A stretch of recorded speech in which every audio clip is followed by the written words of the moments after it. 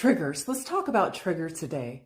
Triggers are historical, and as they say, if we are hysterical, it's probably because it's historical. Typically, we overreact to a situation in present time because a button was installed into our system, likely in our youth, usually by our caregivers. We get triggered because someone didn't return our phone call, for instance, in a timely manner.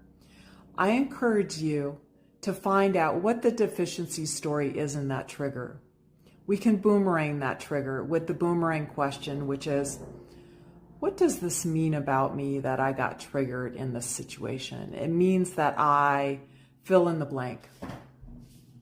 What we do is we use these triggers to find our identities. It might be like, I'm a loser, or in fact, you might even be aware of some of your identities already.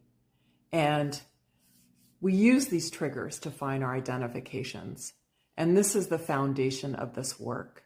I want you, and I encourage you, to write these discoveries in a journal. And we use these discoveries to take us to the emotional repression work. These identifications are essentially our ego, and we are attached to them for love and safety. Dismantling the ego with repression work, which is what we do, is the biggest gift we can give ourselves. It provides freedom from the conditioning we had to acquire as children for love and safety, and we make that conscious with this work, not only in the mind, but in the body. And how do we dismantle these identifications?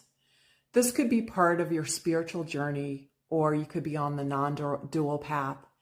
Now, even if you aren't on such a path, the amount of liberation you will find in making conscious identities and dissolving them with emotional repression work is powerful juju. Even though we discover that even though there's a lot of suffering in our identities, we are attached to them and to our suffering for love and safety. Now, I found that typically, only when people are really sick and tired of being sick and tired and exhausted with their suffering will they be drawn to this experiential work. And in my experience, this will be the best decision you have ever made in your life. But as a caveat, know that this journey is not easy, and it's not